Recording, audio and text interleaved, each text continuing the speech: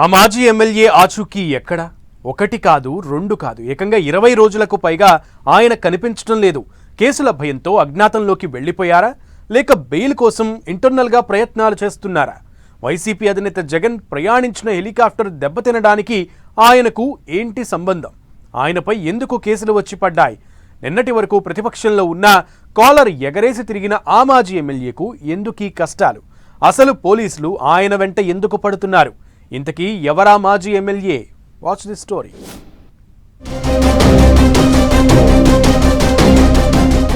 Time బాగుంటే ఏది చేసినా నడుస్తుంది. అదే టైం బ్యాడ్ అయితే దారిన పోయే తీగ కూడా ఊరిలా తగులుకుంటుంది. ప్రస్తుతం రాప్తాడు మాజీ ఎమ్మెల్యే ప్రకాష్ రెడ్డి విషయంలో అదే జరుగుతోందన్న టాక్ రాజకీయ వర్గాల్లో వినిపిస్తోంది. ఎందుకంటే రాప్తాడు పాలిటిక్స్ రోజు రోజుకి రసవత్తరంగా మారుతున్నాయి. అక్కడ జరిగిన రామగిరి ఎంపీపీ ఎన్నిక విషయంలో మొదలైన గొడవలు ఇటు రాష్ట్ర ప్రభుత్వానికి అటు వైసీపీకి పెద్ద తలనొప్పే తీసుకొచ్చాయి. ఇటీవల ఖాళీగా ఉన్న ఎంపీపీ, వైస్ ఎంపీపీ స్థానాలకు ఎన్నిక నిర్వహించారు. అన్ని చోట్ల వైసీపీ బలం ఉండటంతో ఆ పార్టీ అభ్యర్థుల్నే అక్కడ ఎంపీపీగా ఎన్నుకున్నారు. కానీ రామగిరిలో మాత్రం సీన్ రివర్స్ అయింది. ఇక్కడ మొత్తం 10 ఎంపీటీసీలు ఉండగా ఒకరు టీడీపీ కాగా మిగిలిన 9 మంది వైసీపీ వారే. చివరకు ఎంపీపీ ఎన్నిక రోజు మాజీ ఎమ్మెల్యే ప్రకాష్ రెడ్డి తన ఎంపీటీసీలను క్యాంపుకు తీసుకెళ్లి తిరిగి వారిని ఎంపీడీఓ కార్యాలయం తీసుకొస్తున్న తరుణంలో జరిగిన పరిణామాలు ఉద్రిక్త పరిస్థితులకు దారితీశాయి.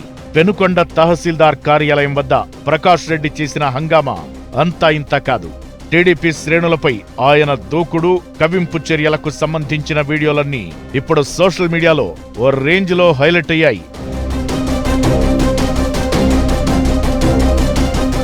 ఎంపీపీ ఎన్నికల్లో ప్రకాష్ రెడ్డి చేసిన హంగామా అలా ఉంటే, మరోవైపు అనంతపురం జిల్లా రాప్తాడులో వైఎస్ జగన్ పర్యటన సందర్భంగా హెలికాప్టర్ దెబ్బతిన్న ఘటన ఆయన మెడకు ఉచ్చు బిగిసేలా తయారైంది. హెలికాప్టర్ దెబ్బతిన్న ఘటనపై కేసు నమోదు చేసిన ఏపీ ప్రభుత్వం విచారణ చేపట్టింది. జనం హెలికాప్టర్ వైపు దూసుకెళ్లేలా ప్రకాష్ రెడ్డి రెచ్చగొట్టారని ఓ కానిస్టేబుల్ కి గాయాలు కావడంతో అతనిచ్చిన ఫిర్యాదు మేరకు ప్రకాష్ రెడ్డిపై కేసులు నమోదు చేశారు. దీంతో అప్పటి వరకు అందరికీ అందుబాటులో ఉన్న ప్రకాష్ రెడ్డి ఒక్కసారిగా అజ్ఞాతంలోకి వెళ్లిపోయారు.